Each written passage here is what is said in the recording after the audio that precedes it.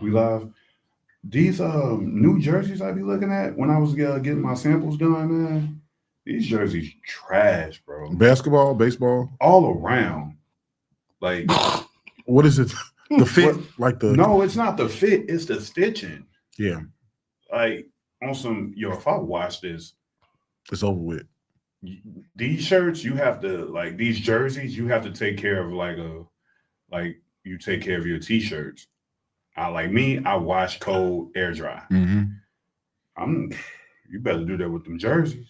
Yeah, that's why you gotta your samples and stuff. You gotta wear them joints, sleep in them, everything to see how they hold up. Yeah, just to see how they hold up, most definitely. Because you talking about the quality of, or just the I'm talking about quality, bro. Like they're. They're not getting my money. They feel weird, bro. They feel weird. You know how we was getting them when we was in high school for the party, homecoming. We tried to get a throwback. Playing jerseys on. Jerseys was lit. Going to Madison in the basement. Yeah, you feel me? But them jerseys was quality that they stitched in the lettering and everything. Now it look like they heat pressing it. We used to buy the cases of ones, the fake ones from based on Madison and sell them. Oh yeah, the right way. Yeah, 2 for $100. Yeah, 2 throwbacks for $100. That's when they started doing the Nike and Jordan started doing the different colorways because they was bootlegging them. Yeah, we was bootlegging them first, and then Jordan brand and Nike was like, "We finna make these then." Yeah, y'all rocking them, and we're gonna call them the blueberry. Now they look this. And we just, I got them white blue ones, bro. Mops was bad though too. I had the real ones on and then selling some fake shoes. That's great, man. Jersey Monday through Friday. Yeah. Go on a date wearing a jersey. Yeah. I'd rather wear a jersey than a Nike tech suit. Why they hadn't brought the jerseys for the chicks? You would think they would have did that. The jersey dress for the summer? Yeah, you would have thought they would have did that. They kind of be, I don't know. It got to be the right one. Chicks just wear a lone dude jersey now. They don't wear I think ones what for the Jordan chicks. messed up at, where he missed a step, I ain't gonna say messed up, the Jordan brand, when they came out with them fake heels, and they ain't capitalize on it. Right. Jordan. Man, they should have. You got to look at what people bootlegging to see what you need to do for real. What you need to do, if they willing to wear this and they thought it was real and they outside with it, you need to right. You need to make that. Right. Speaking of Jordan, though, man, this is episode 23. Episode 23. Big Micah Jones episode, man. How y'all doing, man? This is the Couch Boys podcast, like that says on your hat right there. Man. Yes, sir. Yeah, man. It feels good to be back. We got my guy Tom over there. What up, Tom? What's good, baby? What's up, man? How y'all feeling, man? Man, blessed, man. Glad to be back, man. Glad to be back. Man. Yeah, man. Well, we've been live streaming, and that's been fun. Back here. The studio. It ain't the same. We was not tapped in. We in this part when we know we supposed to book a certain type of section. Yeah, but we'll figure it out because I know y'all like, yo, what happened to the couch? We're like, yo, we did a little table boy. This is what we started. This is what we started. Yeah. That's why I don't even feel like I like it. Yeah, I'm for real shit. I like it. Like it's cool, man. It's cool, man. But yeah, man, I'm feeling good. Drew, you good? I'm good. Yeah, man. It's a summer preview today. Yeah. Everybody found the reason to come outside today. Man, that commute home from work was crazy. I was like, man, none of these people. Man, on the way here, I was like, oh, I forgot. But I did a good time. We should be having our guy here, I guess, here, Don Cash over Clout. He should be here any minute, hopefully. But while he's not here, man, let's jump into something that's been hot right now. Well, we've been talking about it. We live streamed about it, and that's this whole Stephen A. and Bronny situation. Well, I'm messed up right there. Stephen A. and LeBron James situation. Right. Where, LeBron introduced his son. Basically, it should have said the LeBron James drafts LeBron James to the Lakers. That's what it should have said. Then they had this whole spectacle of him. Game 1, taking pictures with Ken Griffey Jr. and Sr. But like you said, it started like 2 seasons ago when he said, "I'll do anything to play next to my son." Yeah. So he called this into fruition. You know what I'm saying? Say, whoever drafted him, that's who you'll play with. Yeah, he said he was going there. Stupid Bulls and And then he got Super Bowl last season saying Bronny is what, better than half the league? Most. He said be most. Okay. I don't want to say no. He said some. Enough. He said some. Enough. He said some of the guys. Yeah. He's better. He didn't say most or half. Yeah. He said some of the guys. He's Okay. better. And then Bronny came out looking like a brown shirt. Yeah. For all my guys who play 2K, y'all know what that means. No badges. Yeah. He was looking spicy. Yeah. And Stephen A, after Maxie cooked him, he asked him like, "Yo, man, like as a father, like, yo, just send him down to the G League, bro. Yeah. He not really there yet." Yeah.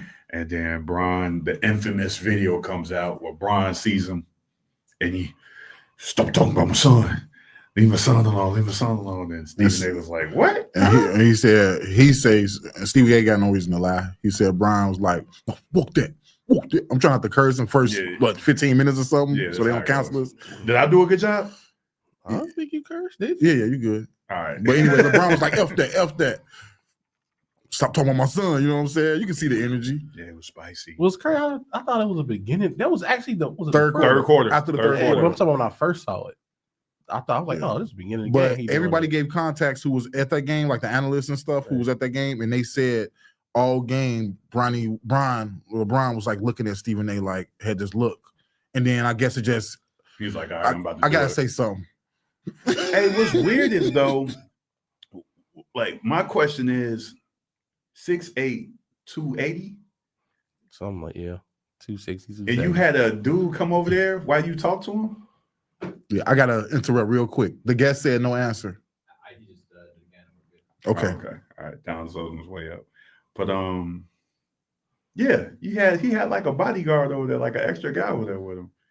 And the great, I think it was one of the Morris brothers. No, that was the teammate. Yeah, like why was he over there with you? Because it was a timeout. Yeah. He probably seen the energy. Like Brian probably over there. Do you Brian think probably he was on some Brian might crash out? No, he's protecting he probably was like, my man finna make sure he don't wild out. Yeah. You know what I'm saying? Okay, that makes sense. Or he was with the shit. Because Morris. No, I don't think that was not the like case. that. What I mean is with the shit's like if Brian whatever don't happened, need no help with Stephen A. I know that. That's what I'm saying. He was there to save Brian from Brian. That's what I mean. Yeah. That's what I meant. Okay, yeah. Y'all both said the same thing. And that's because Morris petty. He with the shit. That's Yeah, what I meant. So, yeah. But, what's y'all take on this? Stephen A. went on Gil, cleared his stuff up. He said he thought it was weak that he approached him, and then he noticed what I noticed that when he was talking to Richard Jefferson, LeBron James, he was like, "Yo," when he said as a father, that's when I was mad, and I was like, "Wait, well, was this about Bronny? Or was it about you?" You feel me? And then Stephen A. mentioned that, and I was like, "Okay, he peeped what I peeped too." Yeah. So. I feel like we all caught up right there. And now, like, Mook, what do you think about this whole ordeal? Well, one before, as far as where we at right now. Before that, Stephen A. said he saw Bronny look at him with a sad face. Yeah. What you sad for in the game? Because I'm a millionaire and I'm sitting next to my dad on the Lakers, and you're talking about me. No, they said LeBron was looking sad, right? No, Bronny looked at him and gave him a sad face. Bronny was there. Yeah. Got you. Okay. He's about to turn up for his son in front of his son. I know sometimes they don't be there, but got you. I wonder if Savannah was there. So that actually further going to the point I was going to say. Yeah, I don't want to interrupt. We got the guests coming. No, you might as well cook. Hey, we live and you making the grand entrance. The grand introduction. What's up, my Come boy? over here, bro. I'm about to move over here. We got Don of Cash over Clout coming in here. What's the word? What's man? up? We were small talking about the Bronny Bron situation. Okay. All right. See, my mic good? Yeah. Cool. So yeah, first I think Bron was wrong for the way he went about it. Yeah. Just because he brought all this kind of on Bronny, and that's what Stephen A. was kind of saying. But I got two sons. I've never been in a position where I felt like I had to defend my sons like that. So I don't know I think something went on where Brian was in the house or something with his son, and he seen it affected him. So if you're going to crash out and be wrong, you're going to be wrong for your kids. So I'm just saying, from the outside looking in, I think he's doing too much. But until you see your own son Cry, you don't something know. bother him, you don't know how you're gonna react. It's Hold like on, the- your grown son. Until you see Your grown Is son. he grown though? he's is, 20. you know Is your he kids grown? better than your own That kids. ain't- You that know ain't your grown kids to better me. than anybody else. He 20. No, ain't see, grown. we ain't finna do that. You in the NBA, you professional. Yeah, You but signed a contract, you're a professional. but what was you doing at 20 years old? Hold on, let's. I'm not doing that, but let's throwback hold on. jerseys. Thank you. Right. Making I'm dumb skipping, decisions. skipping work to play on the Madden. south side, on the south side, looking over some chick in the neighborhood. I should have been there. And then you gotta Right. think too. I'm here. Shit, You we gotta were- think too. Do he really deserve to be in the NBA, or did he kind of get like? It's big Nepo. Big You know Nepo. what I'm saying? Yeah. So with all that being said, he's 20 years old right now. If I think back to when I was 20, I thought I was grown, but in real life, you still a kid. You know what I'm saying? You still in college, like for the most part, 20-year-olds. You know what I'm saying? Do that make LeBron right? No, I don't think he should have won a battle like that. Right. But he's still a kid at the end of the day, even though he is grown. He in the league with adults. You know what I'm saying? So that ain't really no excuse. But going back to, I think what y'all was saying, like about him putting so much on Bronny's like career, saying he better than most people in the league and this and that, like he put a little bit too much dip on his chip. Mhm. So that kind of made it like where it's almost a thing of like, had you just not said that, would you be having these conversations later on down the line? You know what I'm saying? So Mhm. Yeah. That sounds cute. Crash out, move. yeah. One quick favor. We got it on. It's going live right now. You can share it. It's on our Facebook. Oh, okay, And yeah. watch the cursing too. All right, say Yeah. less, say less. We got sons. The worst thing you could ever do as a parent is feel sorry for your child. Whoa. Expound on that. Yeah. He's a grown ass man. I remember my Okay. dad used to always tell me, you can't turn your hat on and off when you want to be a grown man. You 18 years old, you in the NBA. I'm not feeling sorry for you. I got you. You've been doing, and then let's be real, he really been a professional in high school because the high school team was traveling. He been doing this. He different. Yeah, true. He a professional son's kid. You going home in $1 billion house, getting in a $100,000 car. I am not feeling sorry for your ass at all. Got you. I even give him credit. Remember we went to this game Yeah. and the shit we was hearing when he was in high school. The fans, yeah, the fans was on him. This is when he was in high school. Every chat, like all game, was just trying to get in his and head. I give him props. He held his own. He wasn't like talking to the crowd. He wasn't like, he just played ball, put his head down, play ball. But now, Okay. bro, you're a professional, bro. At the end of the day, like I said, you a grown man now. LeBron, you put him in this position. You rushed him. Let's be honest. He should have just stayed his ass in college. Let's just be real. But you wanted this King Griffey moment. You rushed him. He should have been in college 2-3 years. And you rushed him so you could have his King Griffey Jr., King Griffey Senior moment. All right, cool. You got him drafted to the team. Now when everybody start talking about how weak he is, you getting your feelings. Like, come on, man. Yeah, I agree. So I agree with everything you're saying. But one thing, Stephen A. voice is louder than everybody else. Okay, I don't care if it's Stephen A. No, I hear what you're saying. voice. I agree he should have been different. But if you're gonna crash out, it's gonna be when you see how your son react to somebody saying But that's something. make it okay. That make you look weak as a man, and we really gonna have that conversation. I don't think so. It I think that's just a natural reaction as a dad, bro. Like That ain't. I'm gonna It's- them it's maybe. LeBron the dad, Hold and then on, it's hold on, LeBron the player. You feel me? And Hold on. you can't We all- separate I the ain't two. finna let y'all do this. But we all around hey, the that's same the age. reality. We all around. G. We around That's the reality of it, We bro. around the same Both age. crashing out. We come Pay from. attention. We come from. I know your pop. Did you have a dad growing Hell up? yes. I ain't had no dad growing up. And my dad was in my So ass. what I would say to this, foot. no did he? Foot. So what I would say is, man, maybe I don't know how a dad is supposed to respond in that situation, but that's still his son at the end of the day, bro. The greatest trait I think I have as a man is my mental toughness. I get that from my dad, my granddad. I had uncles, cousins, even Is my friends. Bronny not displaying mental toughness? Hell no. So what are you talking about? Oh, is he? Because we all we heard from Bronny Bronny been is doing good this whole I ain't season. heard He none. quiet. I haven't No, heard what a I mean- statement no, from Bronny. no, what I I'm haven't saying heard from none of Stephen that. A. would say, "Yo, Stephen A. He looked at me. He had a sad face." Why am I- Outside of that, And I don't okay, know what else. well, why he is did. my See, mind? I thought he looking said at Steve- LeBron had a. Nah, he said Bronny. So I think LeBron sitting there with his son. They already had the talks in the crib. He's seeing how it affected his son. Yes, I'm with you. I'm telling my son, this what comes with this. You want to be Right. him. You're a Right. professional now.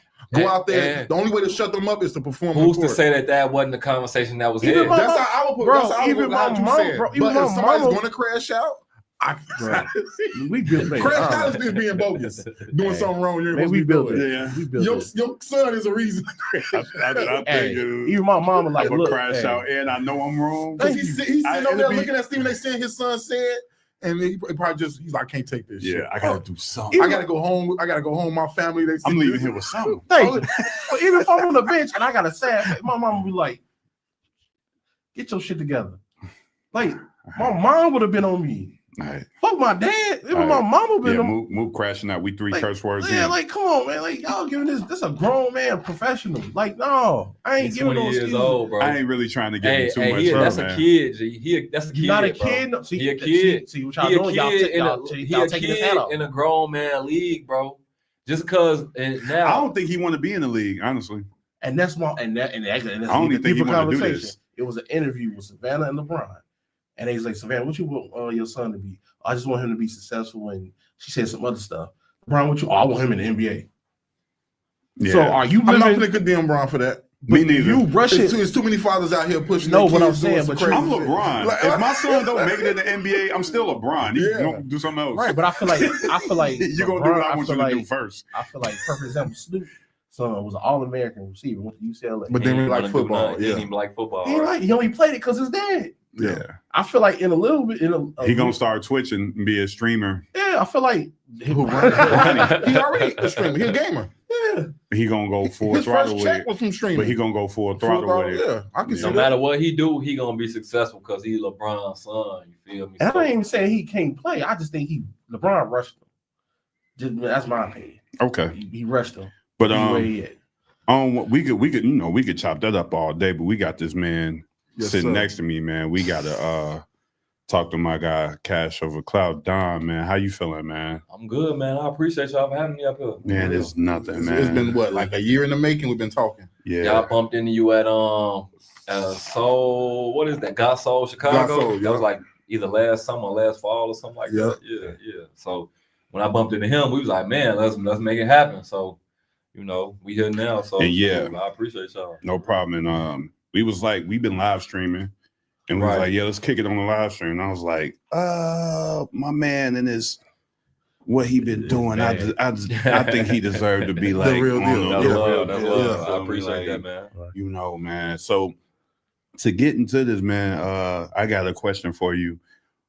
I watched some of your interview. Well, I think I watched all your interviews before Yeah, I that's started crazy. coming with my questions. That's crazy. What made you take the rap group name Cash Over Clout and say, you know what, I'm about to run with this as a clothing line? So it wasn't really a rap group name. It was just a phrase that I kind of accidentally came up with. And I was doing music and the guys liked the term so much, they just started throwing it around a lot. And people just started associating us with the term and just kind of put it like, we wasn't a music group or nothing like it wasn't a band or a group or nothing like that. It was just something we was saying and I was slapping it on shirts or whatever. So people kind of looked at it like we was on some like Wu-Tang stuff or whatever, but it was never really that. We was never a group. But the name was catching so much fire that I changed my stage name from Don Perignon to Don of Cash Over Clout, just because the brand itself, the following of the brand was just growing at a rapid pace. So for me, it made kind of a lot of sense to rebrand in that way. And then during 2020, I kind of fell all the way back from music and just started going all the way in with the clothes, So that's kind of how I got to this space now. Got you. Yeah. I know that you got a dope lane, and I want to ask you: did you choose the skateboard community, or they chose No, you? so what happened was I used to do a lot of shows. Like I used to perform at random shows around the city. And it was a show I did at AM/FM, and it was a skate shop that was vending there at the show that I was performing at. They was selling skate decks, hats, tees, and stuff like that. And I told dude, like, man, all y'all stuff is dope. Like, what's the name of y'all store? What's the name of y'all company?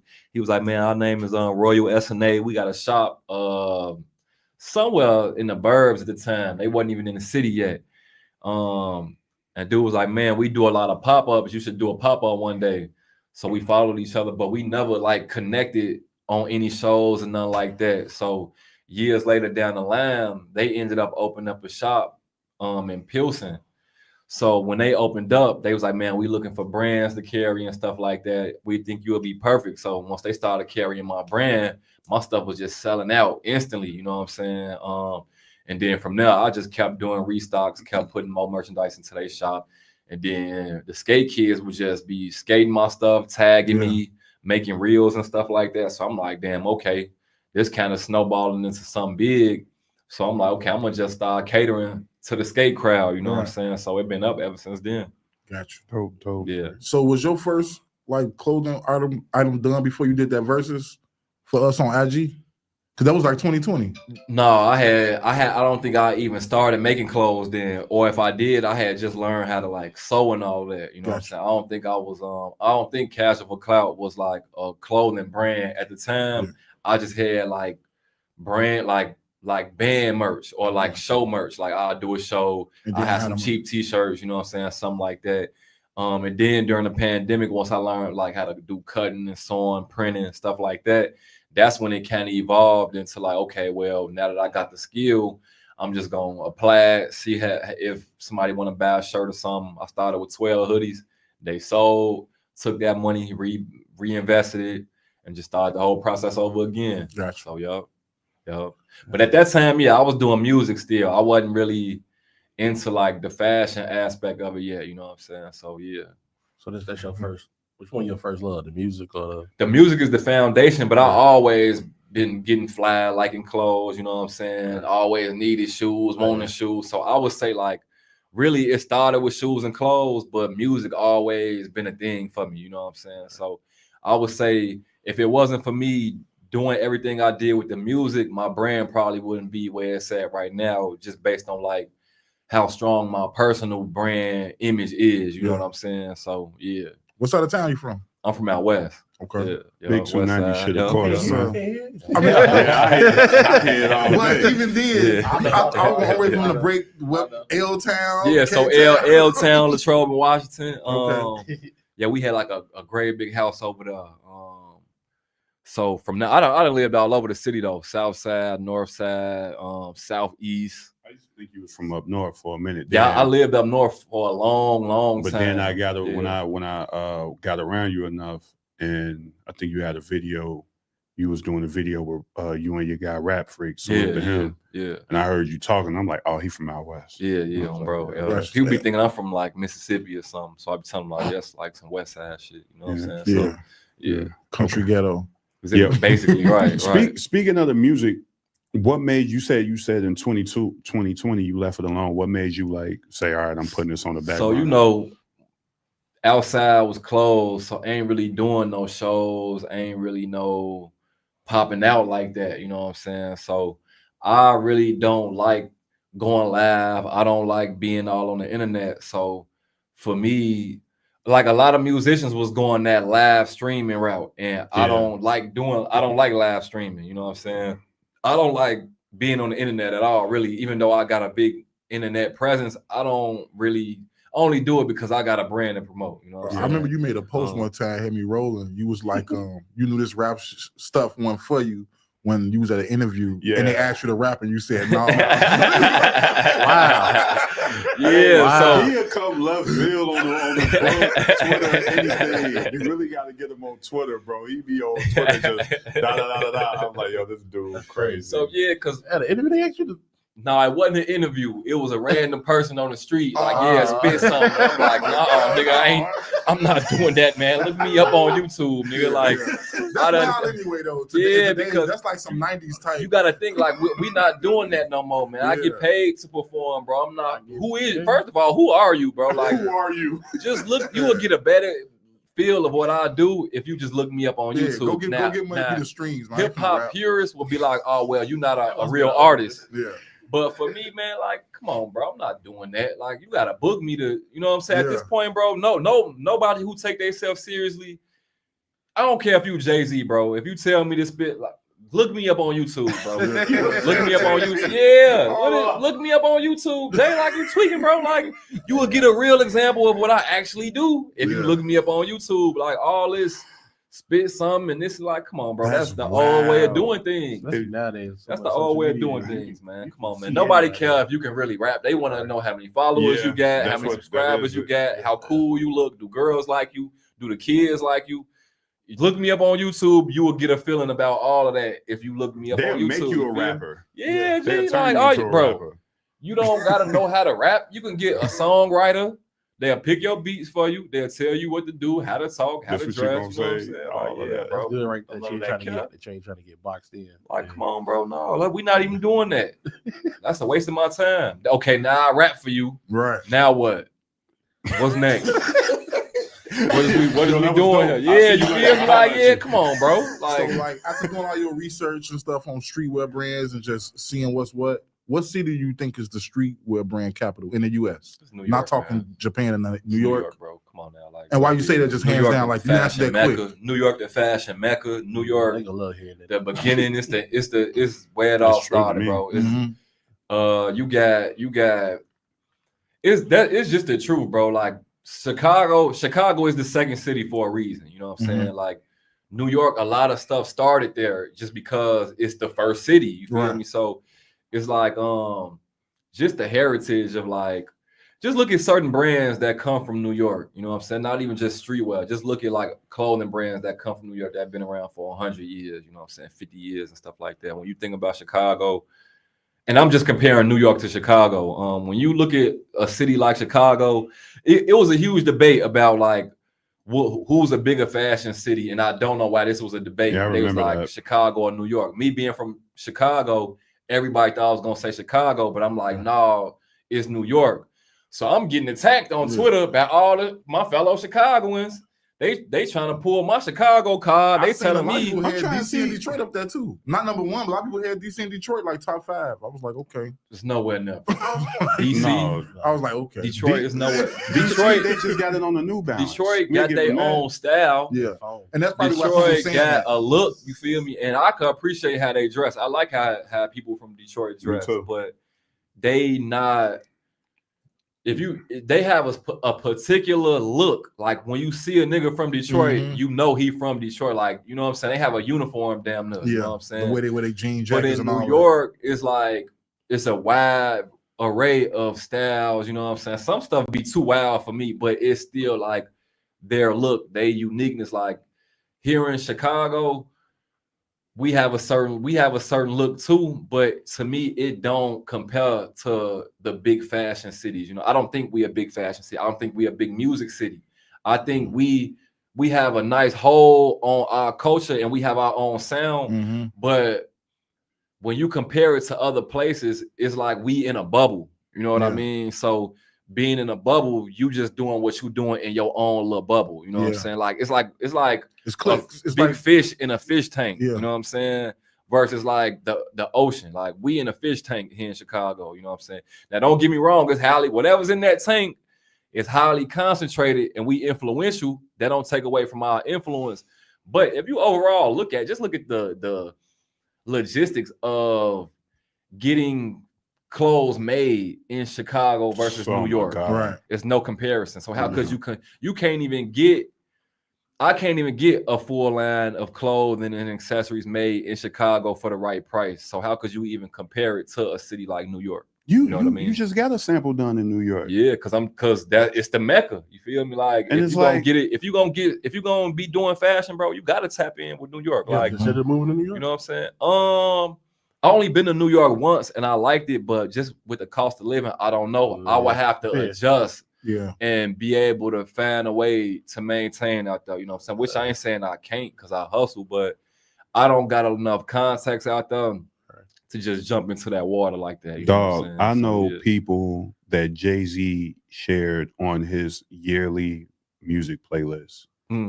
They got roommates in New York. Yeah, I for sure, believe it. bro. It's, Oh, so, yeah, New York. It's ugly out So, here, yeah, bro. yeah. Cali, Like, Cali and New Jay York tapped right, in is with people ridiculous. who can't afford a 1-bedroom Right, apartment. you feel me? So, Yeah, bro, I'm Gucci on that. I drive. If I gotta go to New York that bad, I'll drive over there. If I can't catch a flight, I'll drive to New York to go handle some business. You know what I'm saying? So for me, I moved to LA before I moved to New York. You know what I'm saying? At least it's sunshine. Yeah. I got a lot of connections in LA. I could, man. LA a good vibe, man. Yeah, bro. It's a nice change of pace from the city. It's just the people there is just weird to me. That's the only thing. And the food kind of trash. But I keep hearing like, the food trash, but what do you, as people is weird? What do you mean? Like the people are weird, bro. Everybody is extremely flaky. Like it's hard to explain it, man. But people just talk too much. People talk a lot. It's not a lot of follow up. It's Funny, a lot they of real cloudy. Yeah, it's click. It's real. Yeah, it's click. Like if you ain't got, if you ain't got, you could be networking with somebody, and if you ain't got 50,000 followers, they're not gonna take nothing you saying seriously. But yeah, in New York, it's like, man, when I was in New York, I was only out there for like a day and a half, bro. I went to Manhattan, and it's some little strip out there. They got, I don't know where I was at. I just know they had like a lot of store, like clothing stores, dispensary stuff like that. And everywhere I'm going, they like, man, who made your jacket? Where you get your jacket from? Who did the shirt? I'm like, man, I made all this. Yeah. They're like, man, do you do wholesale? Like, how you feel about doing a deal with us? How can we tap in with you? It's that easy. In LA, they're like, man, well, who do you know? Who have you dressed? Who wore your stuff? Like, none of that matters, who have bro. You dressed. You feel me? Now in New York, like I said, they like, man, you design that? Yeah. Like, man, how can we get you in the store? Or what kind of bulk orders do you do? Or can you handle selling us 100 units up front? Or New York more so trying to catch the new thing. Yeah, LA trying to catch they got an alpha shit. They got an alpha shit, man. That's what I'm peeping. They got an alpha shit. Like you go to New York and they're trying to. They'll tell you if you own your shit. They'll tell you if you in the right direction, headed in the right direction. But at the same time, too, in the fashion district in LA, it's the same energy with a different tone. So in LA, I started my brand in LA in the fashion district. You know what I'm saying? Just flying out there, just talking to screen printers, talking to people who do manufacturing and stuff like that. So when people was paying attention to what I was doing, they wasn't telling me like, oh, this stuff raw. They just like, why do you do what you do? Like, why do you do things that way? And they just try to pick my brain, like trying to basically steal my ideas. Why do you use this material this way? Why did you do this like that? And I explain, explaining, you know what I'm saying? I don't know you from a can of paint. We out here on the same mission, you know what I'm saying? That's how I got all the contacts in LA that I did by just being open to talk to people, you know. And when they talk to me, they're like, man, dude kind of smart. He kind of know what he doing. You know what I'm saying? I've been living in LA my whole life. And he just put me on, you feel me? So he came over here and it's got like it right. You can kind of tell people when people appreciate what you're doing, but out there they not gonna tell you. They just gonna be like, man, like, what made you want to do that? But in New York, they be like, man, I see what you doing. You know what I'm saying? How long you been doing this? Like you own something. So it's just the energy is different. Like out there, they willing to give you the credit. They willing to tell you like, no, I'll wear this or I wouldn't wear this. You need to work on this. In LA, it's like, man, how many followers you got? You know what I'm saying? How many rappers you know? So basically, you just need to find you a thick joint that's in love with you in New York. Shack up with her. Man, you feel me, bro? And make it work. Flip her taxes like, yo, look at my brand. It do what it do. Something, bro. It take off for cash. That narrative can change in Chicago, though? You say what? You think that narrative can change in Chicago? I think it's too cliquey out here. Yeah. So the problem is, let's say you got a brand, right? And your brand is like trash. All your friends and all your followers gonna hold that shit to a pedestal. They gonna swear it's raw, but then when they see me, my stuff don't even get mentioned in the conversations of like the top brands in the city. And I don't really draw off none of that. Like my name done got left out of a lot of conversations. Like it's brands, bro. I'm not gonna name none of these brands, but these brands follow me. They ask me for advice. They cherry pick my ideas, but they'll make a list. Like, man, these are the top 20 brands in the city, and they will not mention me. We most definitely gonna ask you after the cameras. Look, and then I'll be like, oh, I won't even say it. Oh, well, I'll be like, oh, this is an interesting list. And they'll be like, oh, I don't know how I forgot you, bro. Yeah. But then you won't go and fix it. Like I remember I made my own list of like, man, these are the brands I like in the city. A dude screenshotted it, reposted it, added his brands to the list, ain't give me no credit for the initial list, and didn't add my brand to the list.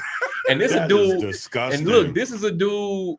He got a popular brand in the city. He been out for like 10 years. He asks me for advice all the time, which I don't know why. You've been doing this for a long time. We most definitely asked you. Ask me for advice. That's he crazy. look, he don't pump fake me on collabs. He come to the crib, brainstorm, like pick my brain for ideas. But you ain't with the click. So look. We talk about, man, let's collab on this. 3 weeks later, he doing it by himself. Oh my God. You feel me? And I got ideas out. Man, I got ideas like it ain't nothing. So I don't get upset with, like, I know how it go. We don't sign no NDA or agreement saying you're not gonna use my idea outside of this conversation. I know it's a good chance you're gonna use my ideas. Yeah. But my thing is, half these dudes don't know how to execute. You feel me? Like y'all not going through the process how I'm going through it. That's why a lot of these brands look the way they look. I don't know a good way to describe it. But when you look at it, when you look at a lot of people brands, it don't look like something you will find in a retail store. Right. Okay. So when people see my brand, they be like, man, this look like something you can find in Neiman Marcus, or this look like, even if they be like, man, you can find this in Target. It's because it's retail ready. Right. You know what I'm saying? Like it got woven labels. You don't play, bro. It got branded packaging. It got, you know what I'm saying? Everything is specific. Small Everything details. is done with intention. You know what I'm saying? I don't know if y'all can see this, but I'm wearing one of his shirts right now. You know, for me, it's all about I made it a thing where it's like, okay, I'm gonna make my brand look like you bought this out of not just a boutique. I don't want to make it like, oh, this is high-end designer. That's not the goal. The goal is to make it look like it came from a retail store. Right. Whether it's Walmart, Target, Macy's, Neiman's, it don't matter. Like as long as, because you know when you buy something from a store, whether it's the dollar store or whatever, it got certain qualities. You feel me? So I'm glad you said that, because I had a question kind of piggyback off of that. Yeah. Do you plan on making another brand separate from Casual Clout in the future that's like a sports gear or high end? I got like 3 different brands I want to launch, bro. I got, and they all have different demographics. They all have different like price entries. Yeah. You know what I mean? And you don't gotta go into detail if you but I would. I definitely watching though. I mean, look, I could give y'all a lot of information without giving up, you know what I'm saying, the real sauce, you feel me? But it's like a lot of graphic, like just look at people like Virgil, Kanye. Their first brand isn't their last brand. You feel me? Like Yeezy ain't Kanye's first brand, you know what I'm saying? And that's the perfect example of a cliquey crew. You feel me? But they run the fashion industry now. You know what I'm saying? Together and run it. But that's how these Chicago clicks be. But y'all don't have. Y'all not good. Y'all are not Ye, Virgil. Y'all are not Don C. Y'all not none of them dudes. You feel me? Y'all not them. So for me, it's like y'all can click up and do all that stupid stuff, but y'all just look crazy when Chicago get compared to a New York or LA or whatever, you know what I'm saying? Yeah, because there's some brands that's doing well out here now. Yeah. And I know like they just don't stand a chance with a lot of stuff. It's doing well here. Right. Mm-hmm. Because we so far behind. And then I look at stuff and I be like, bro, there's no way in hell I'm buying it. Right. And it's a good thing you got a hold to the city, because I just don't know how this is working me to a person with like some real serious taste when it comes to really caring about how they look. Right. Yeah. So let's do this then. Name some brands you do like. We not gonna name no brands we don't like from the city. Name whether it's 2 or 3 brands from the city, and this don't include my brand. Don't include my brand. Name some brands from the city. Whether it could be like high up, like Off-White, or it could be like super local, ground level type stuff. Is that Joe Fresh? Yeah, that's the West Side. Yeah, I know that. I know that. I'm just saying. Yeah, he from the city. I know. You know, he did Fat Tiger workshop with with what's Rello, the other Rello and Vic Lord, so Dez Money. That's where you started. They killed with that store too. I'll stay there now. Yeah, so if I were to start, I'll go like Fat Tiger, And dude, I'm gonna go back. I like Fly, PHLI. I don't even remember that. Yeah, That's that I love Hyde Park shit. That's what that stands for. I go. See, that's what he's talking about. All I can think of is like all I can think of is like older stuff, like leaders. Yeah, It's nothing new out, that just jumps in like, yo, I gotta get that, and I didn't seen it in the city. I do like some of Zoe pieces with Fashion Geek. I like some of Zoe pieces. Do he still do Fashion Geek though? He like, because he's doing like part-time with it. He's doing like his mainline thing is named after him, right? Mm-hmm. It's like Alonzo something. Yeah, Alonzo something. But it don't seem like so when I was in high school, bro, Fashion Geek was like, man, like this is cold, bro. Like this is manufactured pieces. It's not just, a heat press. Right. It's like actual like cut and sew. Now it seemed like they just heat pressing patches on stuff and transfer sheets. And it's just like, but then when you look at the stuff Zoe doing, he has like the quality. Yeah, you know what I'm saying? He has like fully manufactured pieces and stuff like that. So I was just wondering, like, does he still work with that brand? I don't know because how he promotes. It's like he don't promote like he in the shadows, right? Almost like you have to go to his page to see he's putting out he made new stuff, right? And it's like, do you have to do this? Do you want to do this? Because if I'm making new stuff, I'm letting y'all know, like, hey, I made this. Right. I just posted some samples that I didn't like on my damn IG, and like, yo, here's that. Part of his, like, some people like to be low key. But dude, if you trying to make money, I know that. But some people try to. He don't like the internet. That's what I'm saying. But he show you. He'll put up. He'll post like 10. He'll post like 10 stories talking, showing you his whole process and how he ain't like this and how he ain't like that. You can hit a passion when he's talking about it, like. I think what's going on, and I'm speaking out of place. I don't know, but from like the outside looking in, either he is like detaching himself from that brand and just trying to move on, or he got somebody else in charge of it. Because I follow other people that promote like the Fashion Geek store and all of that, and they post the merchandise. He never posts the merchandise. It's other people posting the merchandise 24/7. So yeah. I'm not sure if he got a hand in it still or if he just passed it along. Because that brand been out for what, like 20 years. Yeah, and it goes to what you say. A lot of people like their latest line is never their first line. Yeah. So he might be. And like I said, 20 years ago, who knows what space he was in when he came up with it. And now he probably look at it and be like man, this some kiddie. I did this when I was in college, high school. No more. The colors don't speak to me no more. Yeah, but it's like, it's generating. So do I move off it? And it's still a Chicago staple. Yeah. I say that it's still one of those Godfather brands. Like, man, it's one of the first Chicago streetwear brands. You know what I'm saying? So yeah, so I don't blame him for if he's doing what I'm saying he's doing. I can understand. It's almost like that brand already speaks for itself. Right. Yeah. I wanted to ask you something. I know we're gonna probably jump around real quick. You was dealing with some manufacturers and you put this on the book on all your socials, and I was like, I read that. I'm gonna keep it 100 with you, bro. I couldn't even talk for a minute. I was like, damn. What was it? When you said the manufacturers got you for a nice amount of money. Yeah. So I'm not even gonna say the number. It was like $9,000 worth of merchandise. Jesus what Christ. City? This was Pakistan. This is what I want to ask you. They got you for that. Like, what was your feeling if he was tapped in with Trump, he could have pulled up. What was your feeling when that happened? Like, and how did you say, yo, I'm gonna keep doing this? I ain't gonna lie, that it hurt, bro. Like, I done got robbed before. I done got people done stole from me before, but this feeling was the worst feeling only because this was somebody I had a working relationship with. So I was working with this manufacturer. They made that shirt you got on.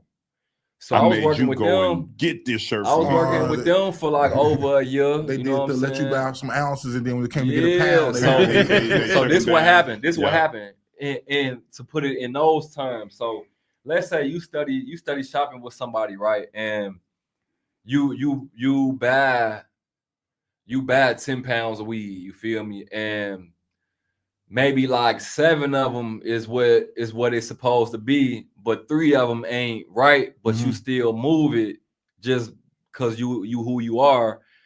But you had this conversation with dude, like, man, them 3, this ain't like, you got to compensate me for that. Right. And we work out a plan for me to be compensated.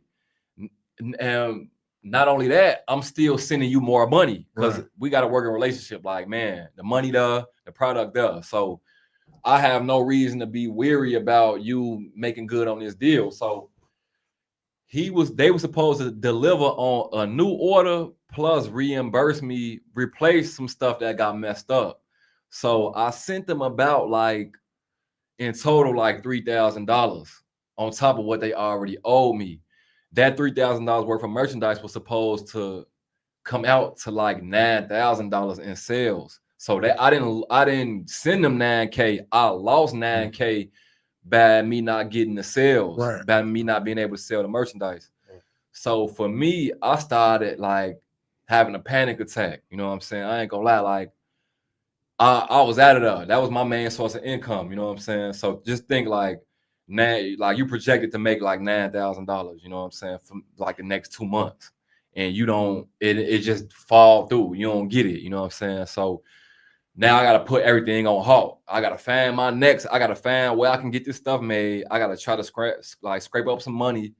I gotta figure out a way to keep my customers engaged because I don't got nothing to sell. You feel me? It's all of them things all in one, and I still ain't really fully recovered from that L, and that was like maybe over a year ago. You know what I'm saying? So it's like you just gotta want it, bro. Like, and you gotta know this type of stuff come with it. Like this a part of the business. Like people like, oh well, you just send your money to random people. Like, gee, I done had LA manufacturers run off on me. This not the first time me getting ran off on. So I was able to kind of like I knew it was gonna happen before it happened. Like, okay, I'm seeing the signs, like the signs is there. They not finna send me my stuff. You feel me? So the first time it happened with a DTG dude in LA, he ran off on me for $750. And that hurt so bad, you feel me? Because I done got orders from dude already before, you know what I'm saying? I don't know what dude did was. He blocked me on Instagram, blocked my number, blocked my email, you know what I'm saying? Yeah, I don't know. And I started to create a whole new like account and everything and just order some stuff from him and then do like a charge back so I can get my get back. But I'm like, man, just leave it alone. So that's what made me initially go to Pakistan with my business, because that happened and everything was going smooth for like maybe a year and a half, and then that happened again. Off camera, you gotta let me know all these people that played you. So For sure. Yeah, bro, for sure. It's just this. I ain't gonna lie. Nobody gonna tell you this, but when you make clothes, this is a part of the business. You gonna order 100 shirts. Sometime maybe 15 to 20 of them not gonna be right. Maybe none of them gonna be right. All of them gonna be messed up. You know what I'm saying? You still gotta sell it. You still gotta figure out, well, man, what can I do? This ain't right. I don't like how this gonna reflect on my brand. Maybe I could just do a giveaway. That's how my biggest giveaway came about. I got some shirts. They weren't right. I knew they weren't gonna last. I got to just give away all 60 of these shirts instead of selling these for $75 each. Yeah. You do 60 times 75. That's an L. You feel me? So it sounds like you're doing this by yourself. Definitely. Like all the business from here to there, all it's designs, all me. Everything is by yourself. So the design process, I can't do everything by myself. So I conceptualize everything, but I'm commissioning artists here and there to do certain stuff. Some designs I could do myself, whether it may be like a font design or something basic. But if it's illustrated, like a full like drawing, no, I pay somebody to do that. You know what I'm saying? And I don't have no qualms about that. Like I have no shame in that.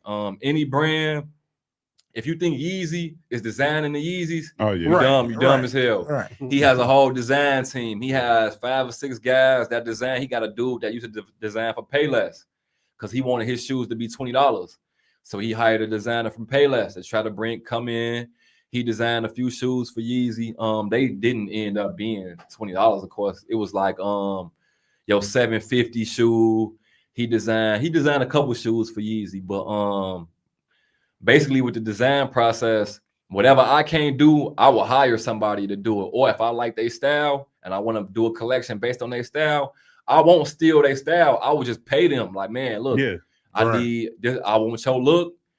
And for this collection, how much do you need? You know what I'm saying? So it'll be that. But everything else, like, it's all me. You know what I'm saying? Now I am starting to get people that's just throwing money my way, like sponsors and stuff like that, because they want to be involved. So everything ain't coming out of my pocket no more. You know what I'm saying? I was getting ready to ask you about that. My next question. What was you gonna ask him, Mo? Seeing it that you doing everything by yourself. Yeah. How you thought about bringing a team together? I be trying, but good help is hard to find these days. So basically, the pieces just add themselves. So I do whatever it is I do. Like, basically, if you want to build a team, you gotta just make it happen yourself, and then people will start coming around and volunteering their service. And then you just gotta be like, all right, man, you did this. Can you keep doing this for me? And then we can figure out how to get some money, or I give you a percentage for this. If you can do a design for me, I can either pay for it up front and give you a percentage off each sale, or if you want to collab, we split the expenses. I'm not paying you nothing up front. And we just go 50-50 on the front end, and we split the back end. So it's a million different ways we can go about doing it. So for me, most of this stuff is self-driven, self-taught, self-funded. But once you get to doing dope events, you get to selling out, people start seeing your stuff popping up all over the place. Then they want to be like, okay, how can we get involved?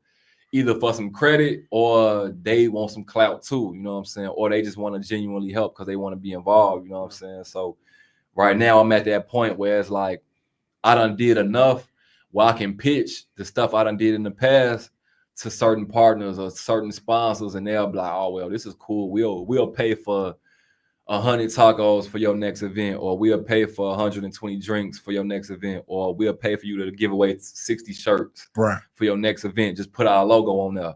Easy. You know what I'm saying? So yeah, that's basically where I'm at now.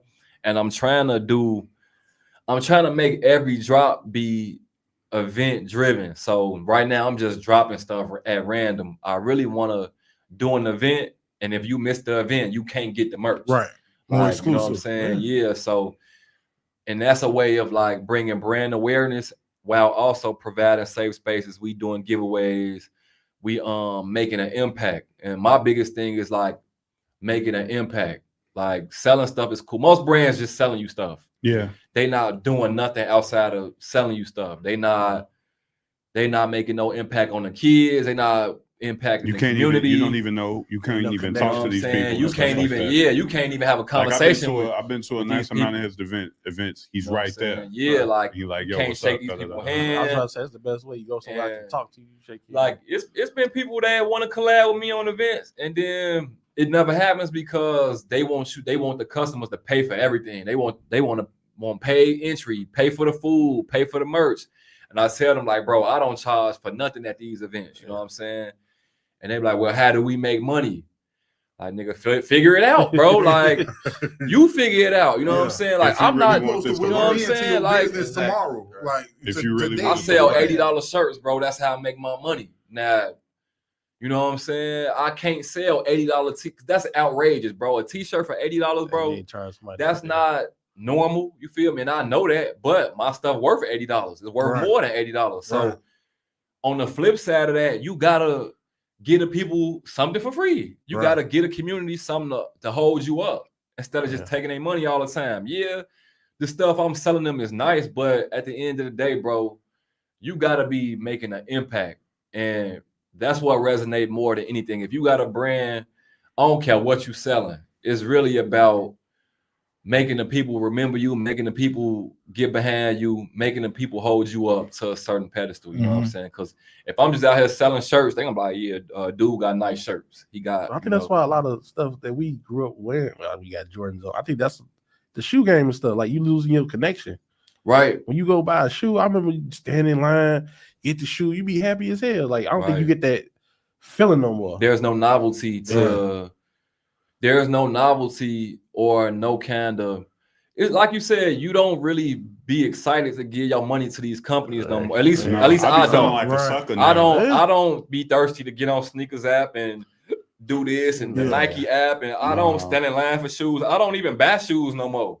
I ain't bought a pair of shoes in a few years. You feel me? I'm just pulling old shoes at the closet because first of all, they don't make them how they used to, and now the experience as a consumer is just give me your money and get out the way. You know what I'm saying? There's no customer service being done. Everything is Yeah. online now. You know what I'm saying? I'm being followed all around the store. Yeah. Like, So you 5 years in now, right? About 5 years. Yep. Is there a difference on how you approach making a design now compared to when you first started? Probably not. Everything just got to be intentional. That's why I ain't dropped a new design in a minute, because I don't just be doing something for the sake of doing it. A lot of designs is either a play on nostalgia, or it's a play on something I was going through, or just something that relates to me personally. You know what I'm saying? So I'm not just slapping designs on the shirt because it look cool or whatever, because that's kind of how you oversaturate things, Right. and you sell. It's a such thing of like selling too much to too many people too fast. You feel me? And that's kind of what's wrong with Nike right now and Jordan brand right now. It's a Jordan 1 every too much. They putting out too like, much. slow down. You feel me? You know, and now all their stuff is in the sales bin. And now people are saying Jordan 1s are dead, Dunks are dead. You know what I'm saying? I'm Jordan 1 to the end. So yeah, you feel Got me? them on right now. But it's just the perception is everything though. Yeah. Like, you know what I'm saying? If the customer say it's dead, it's dead. Yeah. Like you can't argue with that. You know what I'm saying? So for me, it's just about like doing stuff that resonate like with me as well as like other people as well. Cause at first I never would cater to anybody other than how I'm feeling. Now it's like, okay, I kind of take into consideration what other people want now, because now I got a whole community involved. You know what I'm saying? Or now I got so many. When I do an event, I got volunteers now. So I'm listening to them like, man, what y'all want to see at the next event? Or what do y'all want to see for a next drop? You know what I'm saying? Because these are the people that's always around, that's always supporting it. So I do kind of hear them out.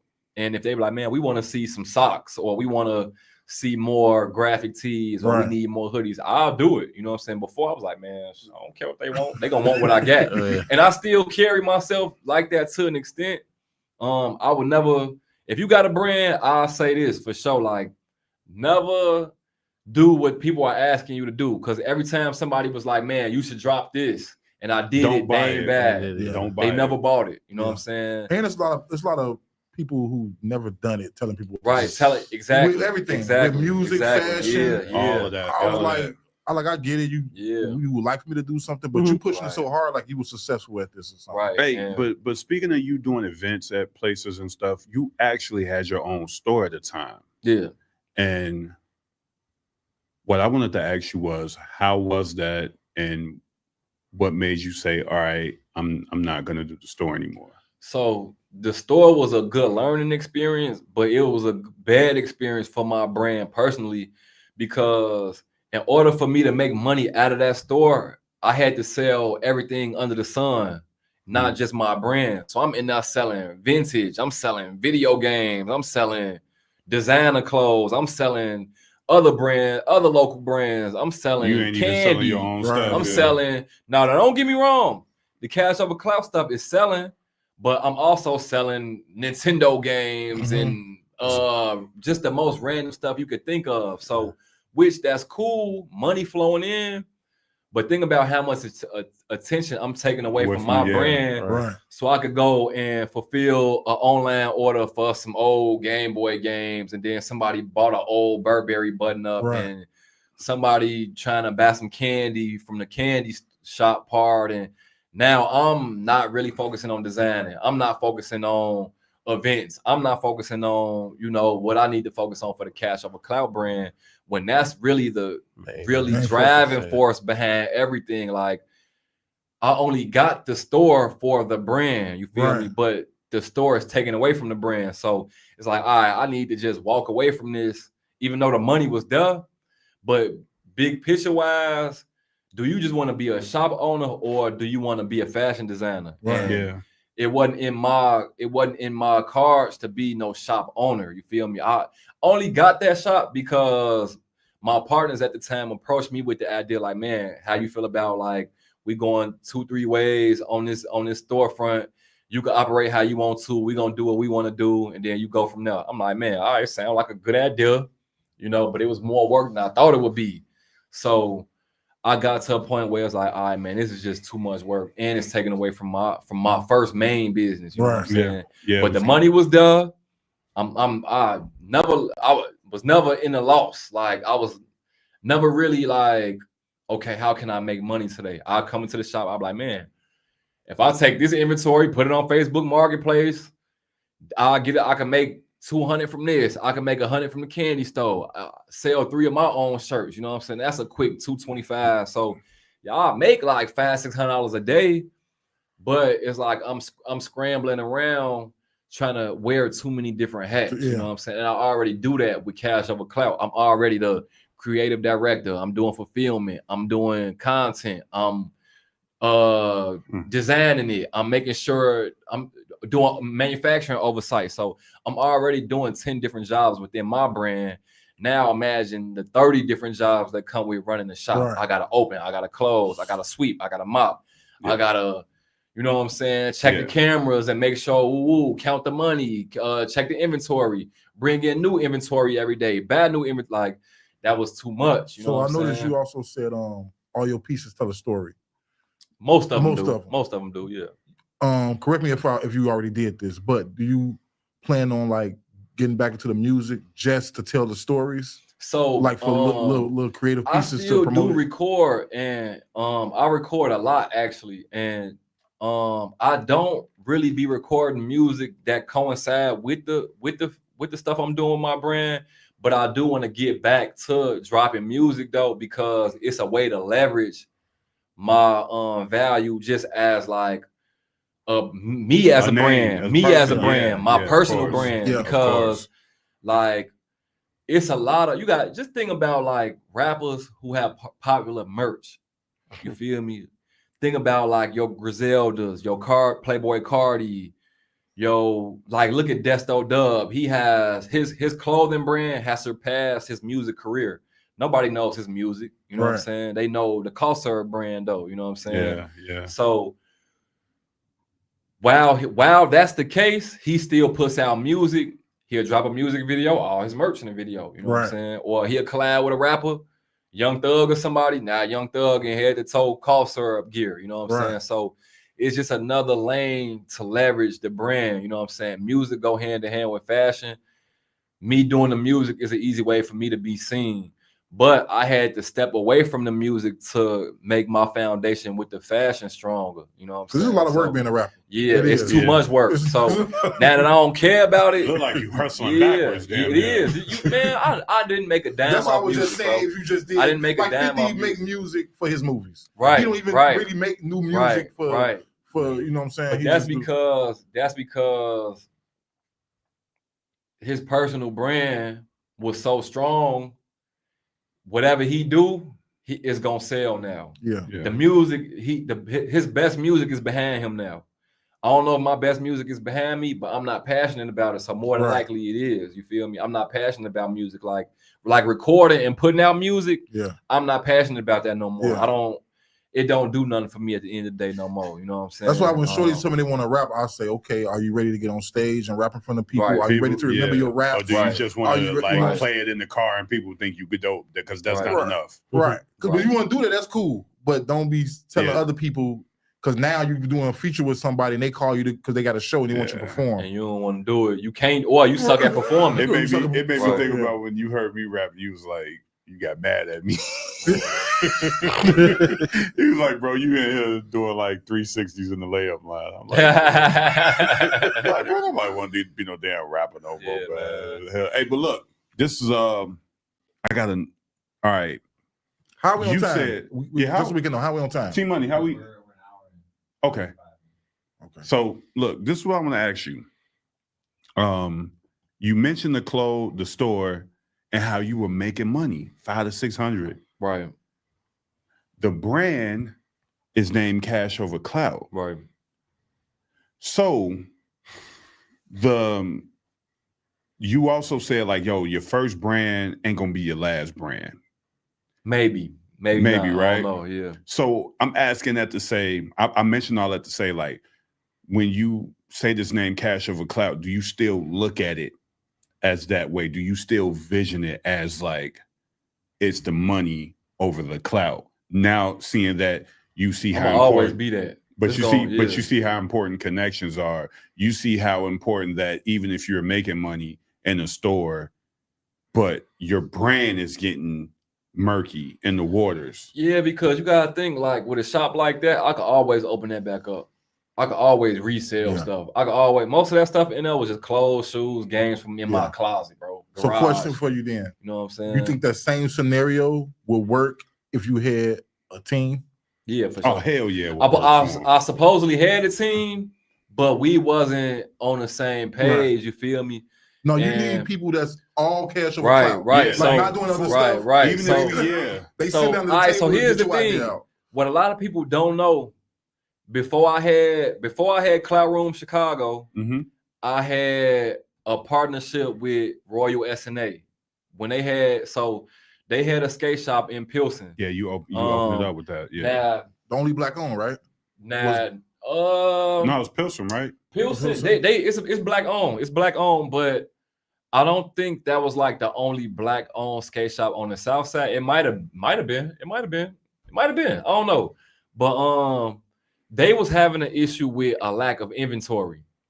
So we had a meeting and dude was like, man, your brand does really well here, but you're not bringing in enough inventory for us to capitalize off that. Like Got if it. you had a full line of like, if you had like 5 graphic tees, 2 hats, Got you. 3 hoodies, a jacket, like then he was like, man, we'll be able to sustain just off your brand alone. But you know, I'm doing a t-shirt drop at a time. I drop a tee here. a Wait, so hat there. they didn't try to invest in you? They ain't have it like that. Oh, okay. So basically what happened was by them having a lack of inventory, I got, man, collectible figurines and all this designer stuff, all these clothes, all these shoes from a previous managing job I had at another shop that got closed down. Their shop got closed down by the city.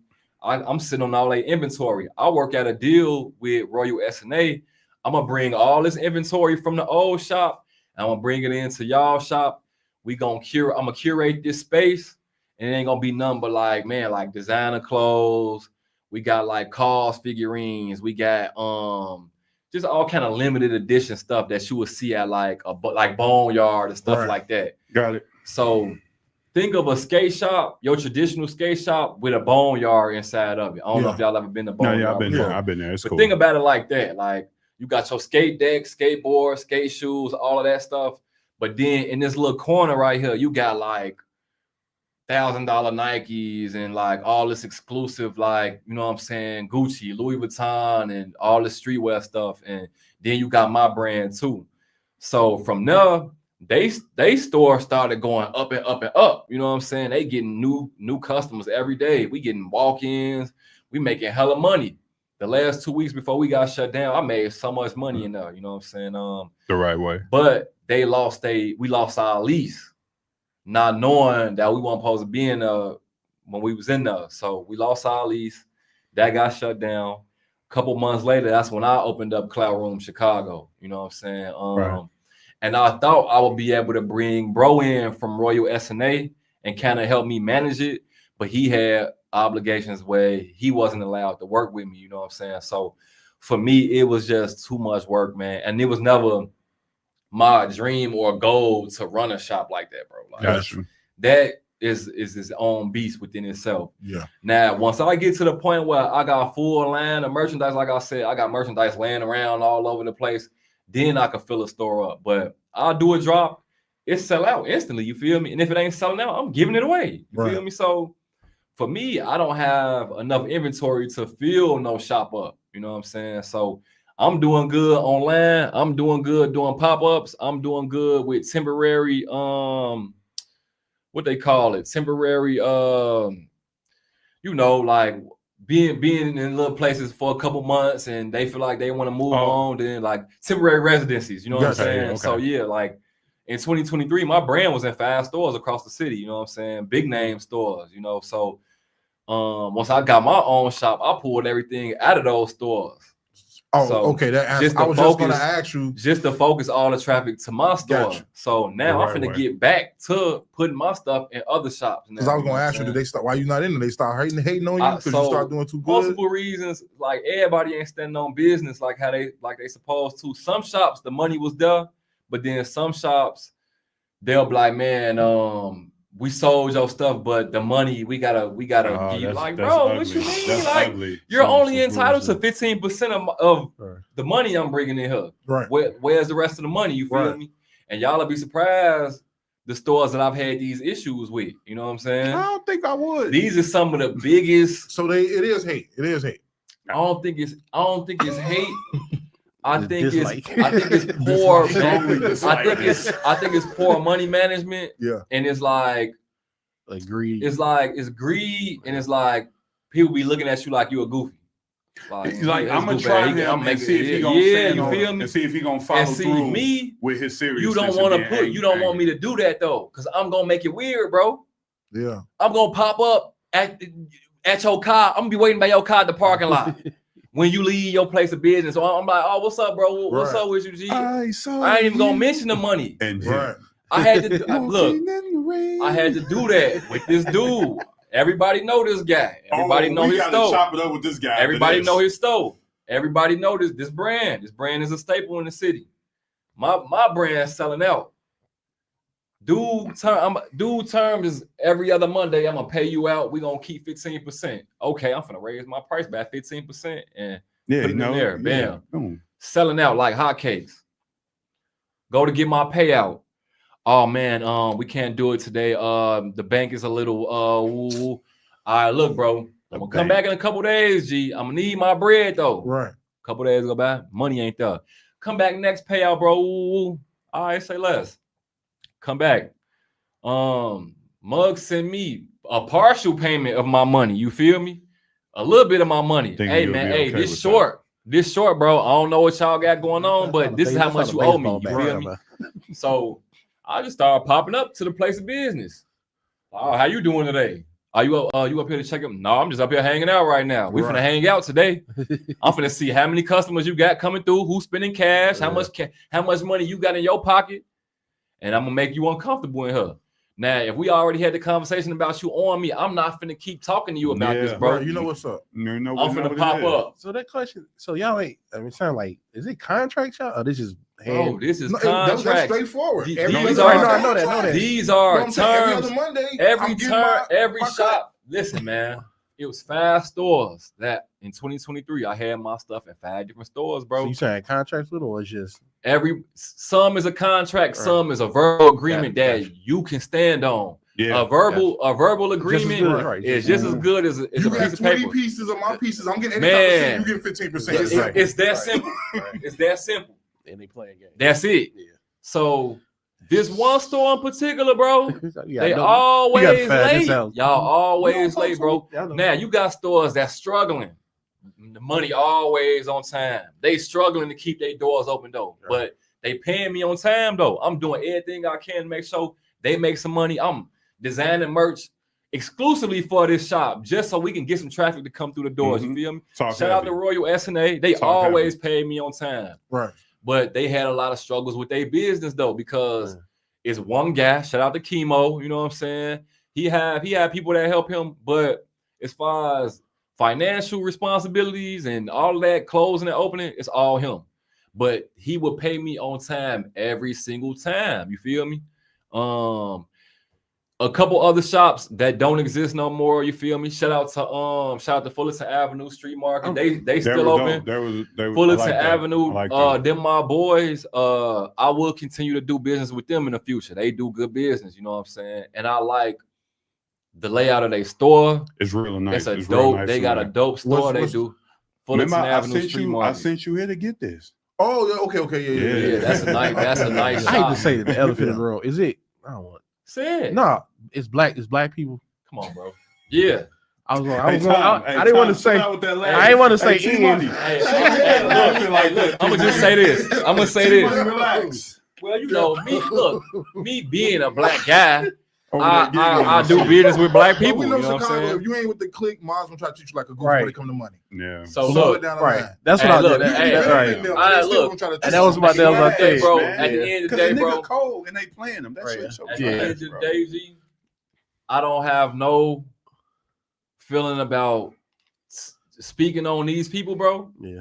So if y'all want to guess, I'm not just gonna say their name, but if y'all want to guess, Nope. I will tell The y'all who reason it why, is. You the feel reason me? why I don't know about these my guys right here. The reason why I don't want to do that because this shit about you. We not finna make this shit no. About no, yeah, we not slinging mud on nobody, Yeah. but this a Talking part. facts, man. So, but this the thing. I know, but man, Look, if they I- gonna if- get messy and then Hey, it's Nah, already man. mess. Gotcha. It's already Right, mess. I got two right. more. I'd rather It's keep it already behind. mess. Keep going. I got a Yeah, two-part yeah. question. Yeah. I got a two-part. Yeah. Keep it going. Once the money ain't there, the bet is mess. I You got a feel me? two-part So question. yeah, If you don't have a lawyer, do you plan on getting a I lawyer? got a lawyer. That's what I got a lawyer I was based in just about to Houston. ask Yeah. Second But- is, what do you think you need to improve on business-wise?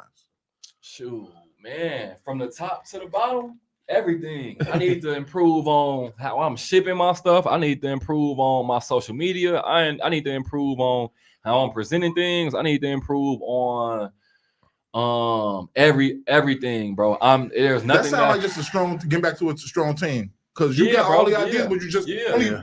only Bro, say it's so only much. one One so- person, yeah, bro. One So- person, bro. it's like, and like I said before, when I do certain things, certain people just show up on their own. So, like, let's say if I got an event that I need to do, the alcohol sponsor, they're like, all right, how many drinks you need? At this point, I don't gotta ask them nothing. They're like, man, we need in on this event. How many people you think gonna show up? I'll be like, man, I think I can make 100 people come through. They're like, all right, we're gonna make 120 drinks for your event, or we're Right. gonna make enough drinks for 120 people. So it's like with that, then somebody else will be like, man, can I do the camera? Can I do the camera work for the event and use this footage for my portfolio? Because everybody who's doing it, they are benefiting somehow, Right. even if they ain't getting paid. Like the cameraman, he want to use this for his portfolio. He's gonna pitch Exactly. this for his next job. He'll get a paid gig off of this. Or like Bombay Sapphire, they have so many events that they want to do for certain niche groups or like minority groups. They have a quota to fill. So yeah, we need to be giving out drinks. We need to be Salute the sponsoring homie events. that was fixing them You feel me? Bombay drinks. That's my when I boy went there. Donnie. That's my boy Donnie. Man, Yeah. Donnie, you a bomb on the Yeah. drink, bro. Yeah, he got That it. little blue joint. Yeah, And that was on, gin. I don't even like I gin. don't like gin. Nope. I Yeah. had like 3 of them Yeah, joints, Yeah, bro. man. He know what he doing. Donnie, he fired With the right bartender, any liquor could yeah. be good. No, They dude mix it- they was mix it up right. voted. Dude was voted like one of the top bartenders in America. Because you Yeah. know he used to work at Money Gun, and that Esquire Oh, magazine salute the money gun. did a whole like they did a whole like article about him and Money Gun. You Money know what gun I'm still saying? cracking. Oh, I'm gonna go tonight. They got their ninth their Couple 9th of- year anniversary tonight. Nice little, Oh, for Y'all real? should Okay. slide. Yeah, it's gonna be nice it's little gonna, baby. Donnie gonna be up in there too, bro. Hey, and it's funny that we didn't game into this question because we talking about money gun because this is Yeah. my question. How is the dating life for a guy like you with having to keep up with all this stuff, do everything? How is keeping up with women and talking to women? It's easy, bro. It's cakewalk. I like if you Women if like you a can dude. expand. Women like a guy that got something going for themselves. And what better is a way to like who has something more going for themselves than somebody that created something from nothing? Like women like that. Like damn, this nigga can pull something out of thin air. He can make stuff happen. Like women like a guy. They feel like okay, he can make stuff happen. You know what I'm saying? Right. So what type of woman you attracting of with that? The right ones, the wrong ones is all together. Man, It's the one that worked for him. I don't know what's wrong. If look, if you ain't sliding back to the crib first night, you the wrong one for me. You feel me? Like that's all I'm on right now, bro. I'm just trying to have fun. You feel me? That's the quote right there. And I got that from the white boys. That's just trying to have fun. yeah, I'm just trying to have fun right now, bro. Trying to have a good time. And I'll That's say my this. tea. I get in my tea money bag. Women like fashion dudes, bro. Women like fashion guys, but I'm not a fashion guy. I'm not one of those. Oh, this is from Gucci Spring 2023. right, like right. I'm not that. Victoria's Secret I'm Spring more of a. collection. Right. I'm not a Case 25. fashion guy. I'm a. I do design. That's how I look at it. Like Yeah. they're like, so what do you do? I just say design. That's like real broad, real generic. You figure it out. I just do design. So But it could be it's different it could be ways anything. of fashion. You got, you got the guy who just put on all the Gucci, the Prada. Right, no, then you got feel me? somebody who can put on the Target tee, but the Yeah, hat and yeah. the belt just made it go Right. crazy. Or you got people that can dress other people. Like, you know what I'm saying? You got people who can't dress, but they can dress somebody else. So they Right. good at styling people, you know what I'm saying? Or you got people who good at making clothes, but they can't dress, or they don't have the mindset to run a business. So it's a million different like fashion dudes within fashion, but women like fashion men, you feel me? Yeah. Especially if you have your own brand, like, you know what I'm saying? So yeah, because when I posted those samples, and I don't want to make this about real quick. no, yeah, for They sure. started, Come on, chicks man. start hitting me up. Yeah. Yes, sir. My y'all- samples. I posted Yeah. some samples on my IG, and chicks was like, "You should do this. I like that." Da, da, da, da. Right. And it's like, chicks I be having Mhm. certain type. I've been trying to have some little play with. Mhm. So little baby, Right. check in, Right. tap in Feel with me, me. right. Don't y'all hate that though? Like, Nope. no, I'm not. Nope. I ain't saying no. I ain't Nope. You hear what I'm gonna say though? He don't care. When you post one of your items, and then instead of somebody saying, you know what, I want that, they say, oh, but if this was red and the Oh. letters was blue, Oh, yeah, that's all you should day. make the That's one all with day. Dude, I be like, I hate yo, that. I Yeah, I got hate to the that. point, it's like I hate it, but then it's like whatever, because I'm still gonna do what the hell I'm doing. No, man. the worst you didn't thing- even come up with this idea for you to even fucking critique. So No, whatever. yeah. The I worst know, thing I for know me. just start telling people, are you willing to What? pay for that one-on-one? Yeah. No, for me, it'd be like this is what I hate. This is a huge pet peeve of mine. I will post something that I got for sale. Let's say I'm selling pink shirts. Mm-hmm. They're like, does this come in yellow? That's Like, what- no, yeah. bro, you see what I'm That's what presenting talking- to you, that's what I'm G. talking about. Why are you know you not trying to buy nothing? Just flip it. And I I can make told it in yellow you, for double the price. I told you, all I got is XLs right When now. I You made talking about some? Do you got anything in the small? Like, bro, When I made why this are new you doing description. that? When I made the Do Better jerseys, you know how many people hit me up like, "Yo, you got black ones? Right, You got ones with a different number Yeah. on it?" right. But I Now, learned, can you do one that say do worse? Like, bro. I learned to just accept that from people that you know you grew up with. They I don't where even it sell all none of them. came I don't from. sell you to gotta them. blank them out. That's where it all came from. I don't cater to them. People That's you where grew up- all those questions came That's from. what I'm saying. That's what I'm saying. You gotta target the strangers, look, bro. This is about Right. him.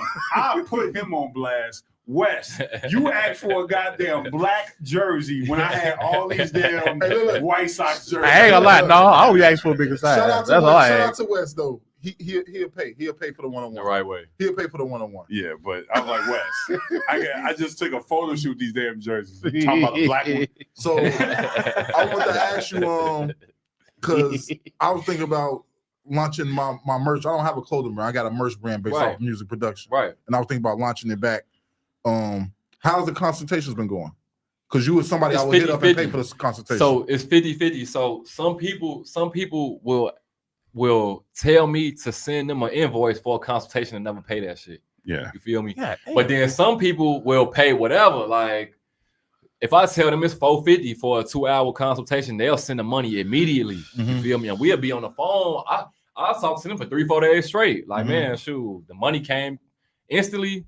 I'll tell you whatever you need to know, and I'll go over and beyond. You know what I'm saying? Because man, for $450 for me to just talk to you, all right, cool, whatever. And then most of those type of clients, they'll pay you more if they need more help. You know what I'm saying? So if you set somebody up for success, they not gonna play you when it's time to get paid. You know what I'm saying? If they see the course. value in your information and your knowledge, people will pay. But then there's other people.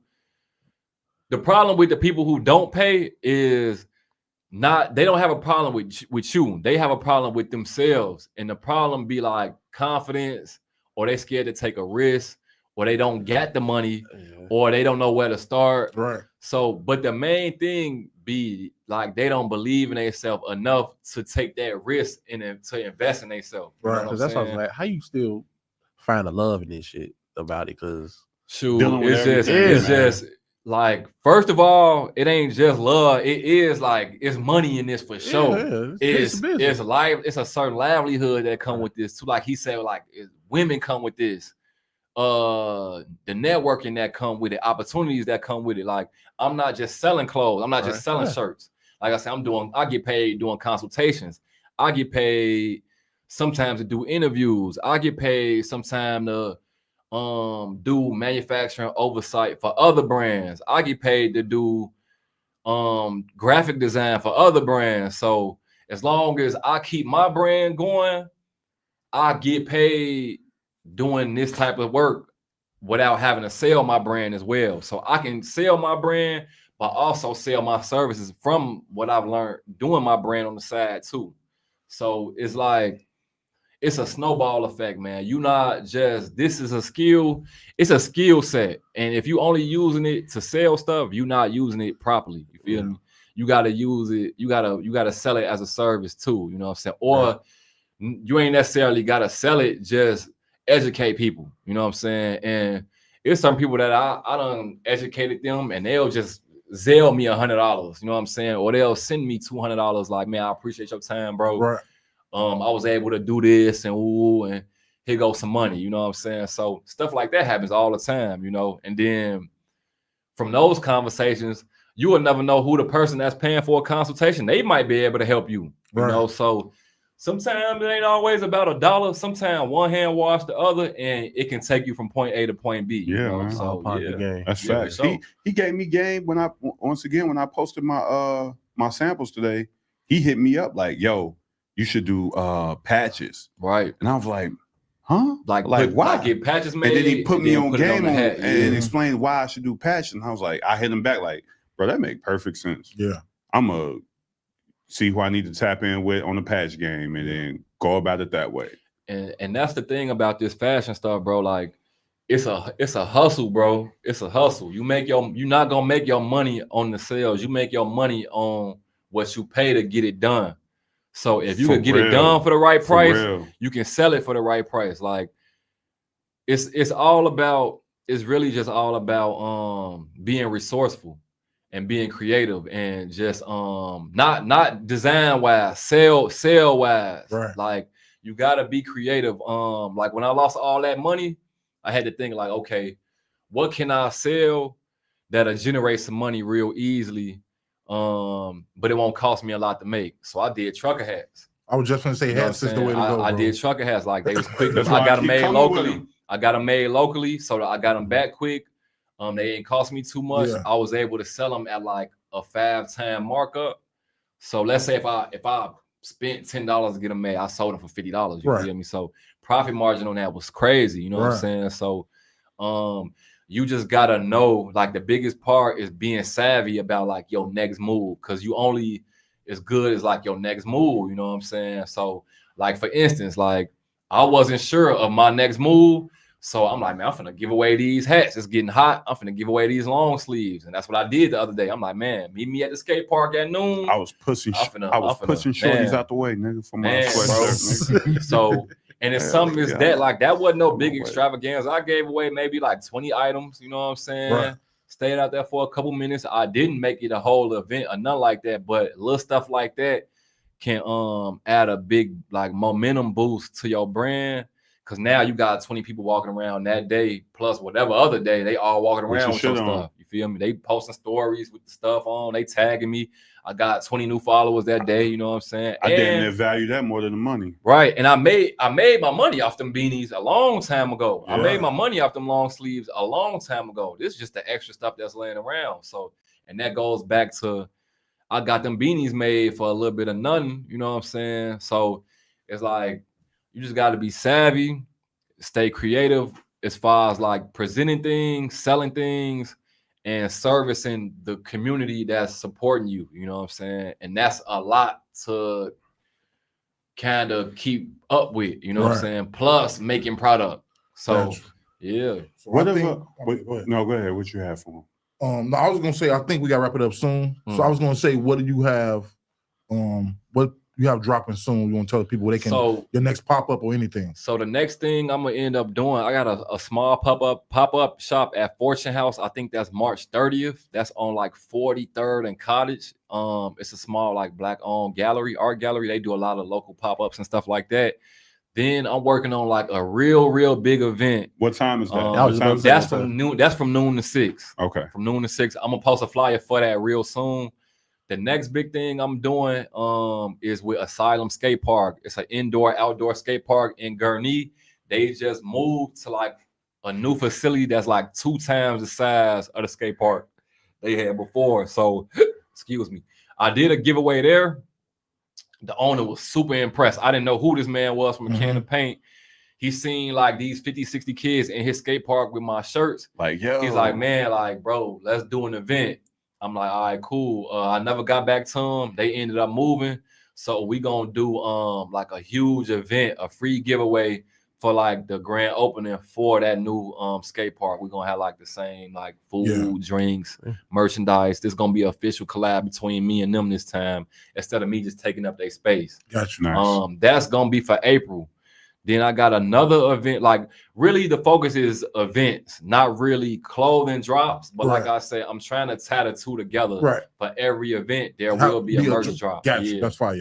So be looking out for March 30th at Fortune House, and then just be looking out for me to announce the pop up with Asylum Skate Park. And all your social medias is Clash Over Clout. You can follow the brand at Cash Over Clout, and then if you want to follow me personally, you can follow my Instagram. That's why I give a lot of informative information at Don of Cash Over Clout. DON. Don, yeah, DON, Don of OF Cash Over Clout. It's spelled half sound. Sound half spelled, yes. I know you had a question. I got one more question too, but I know you had a question. I was gonna ask him about something about girls again. Hey, shoot. Like what's his preference? Yeah. Like, yeah, what's your preference? My preference, anything. I don't really like light-skinned women. So I like them burnt, anything, man. anything dark, but they don't gotta be burnt. Anything like darker them than me, burnt and anything darker than me is cool. You know, everything in this interview, exactly. They gonna look past that and go right to that. Better have a girl on TikTok. What you mean you don't like the light skin? Okay. Hey, be like that. I mean, I'm pale, bro. Like what you like? Come on, bro. Do you have a favorite piece that you made so far? A favorite. Not chicks. I know we talking about chicks. Like, right? Because at first I was like, I can't get on here and say that. But let me think. For the longest, it was this Doberman shirt, and it was because like the process I went through to make that was so long. Like I went through a lot of learning to make this shirt. Gotcha. I went through like 6 or 7 samples, so I spent thousands of dollars in the sample process. But I would say right now, probably this shirt, the Hella Shiesty collab. Yeah, man, I didn't get that one. The Hella Shiesty collab only because I did that with a bunch of young kids. Gotcha. And, like you had fun doing that, man. It was fun. It was organic. It was really no work doing that. Like we just clicked instantly. The ideas meshed well together. My following grew. They following grew a lot. It's they like raised their prices a lot. Minutes. Yeah, and it's like they were selling $12 t-shirts before we collab. You know what I'm saying? Yeah. We were selling these for $75 each. Yeah, rightfully so. So my last. Go ahead. No, go ahead. My last question: who your Mount Rushmore of fashion? I gotta give it to the Chicago guys right now, man. Ye. Virgil, Virgil. Okay. Don. I would say really Ye and all his friends. One more pick. Right, that's Kanye and all his friends. Right, that's all of them. I'll say you got one more pick. I'll give it to Joe. All because right, so we know the niggas he don't have problems with now.